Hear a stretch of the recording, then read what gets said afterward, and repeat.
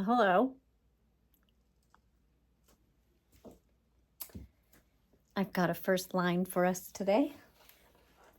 Actually, it's the first paragraph. I really liked it, and I wanted to get to the point of why he wrote this book. So it is out of How to Read Nature by Tristan Gooley. I actually didn't plan this out. I stood here, and my whole point was to just grab a book off the shelf and read it, and I grabbed this one. And I started to read it, and I was like, I got to read the whole paragraph. So here we go. There are many people who will cajole you to take an interest in nature because they see this as a necessary part of a broader environmental goal.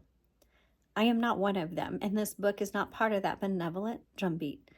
Of course, everybody wants to live in a sustainable environment in the same way that nobody of right mind wants war. Some people are more passionate about it than others, but no sane person likes to see the planet irrevocably harmed. In this book, I am imploring you to read nature. That is, to look more closely at nature to discover the clues and signs in the outdoors that are all around us. So when I read that, I was reminded of why I started my magazine.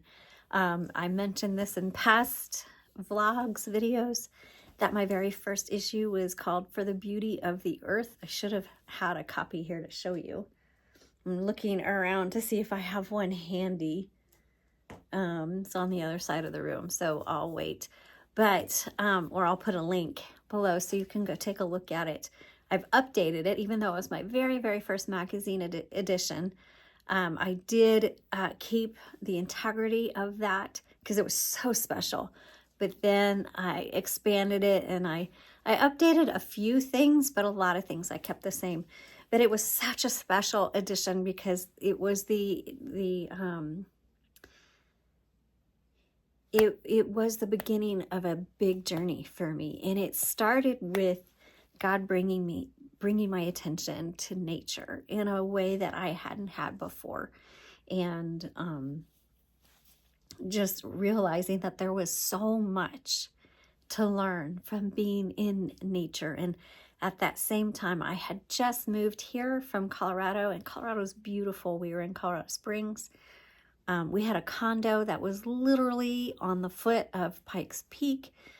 Pikes Peak was so close I couldn't see it because it was like literally above us. And there was a house or a building right next to us, so I couldn't see us, but we were literally in its shadow. If I stepped out my front door, it was right there.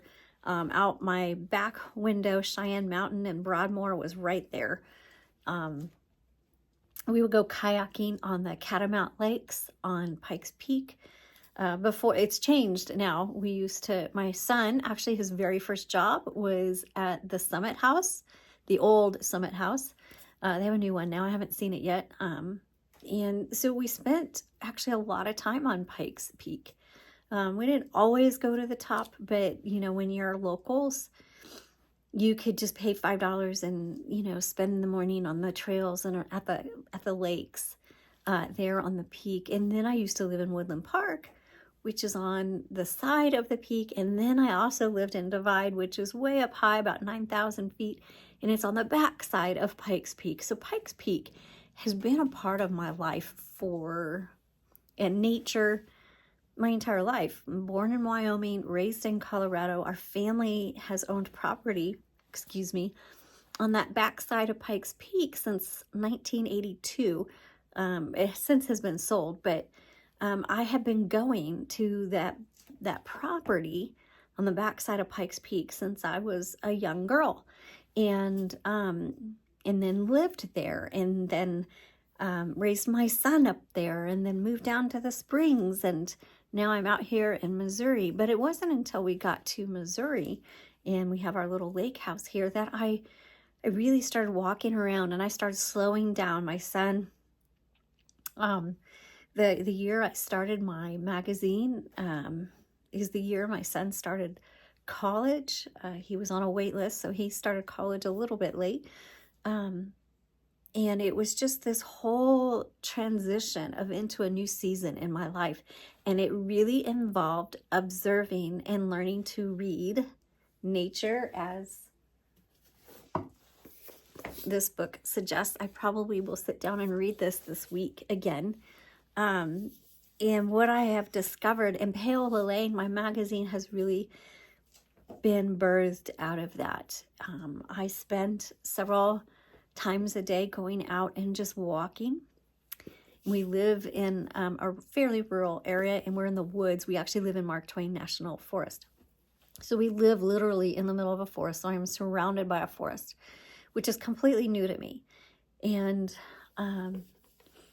have just been really paying attention to the trunks of the trees, to I discovered these amazing seed pods that come up in the fall, and they look like hourglasses, and then in the fall they get purple on the end.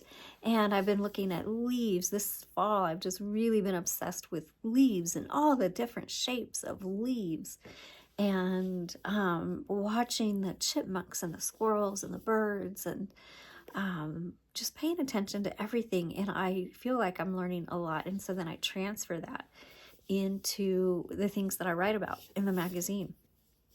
And it's a way that I think God speaks to us. The Celts always said that God speaks to us in two ways. One, through his written word, and the other is through nature. And I heartily believe that with every day. The older I get, the more I believe it. And so wasn't planning on talking about that today, but the whole point of this unfiltered series is just to get on and just to talk. So I think that's enough for today, and I will think about something else tomorrow. So hey, if you've been watching this, thanks. I'm Laura. I go by the name AnamCara Laura. My previous episode talks about why and where I got that name, so if you want to check it out. And I have all kinds of links in the description below. Thanks for watching. Bye.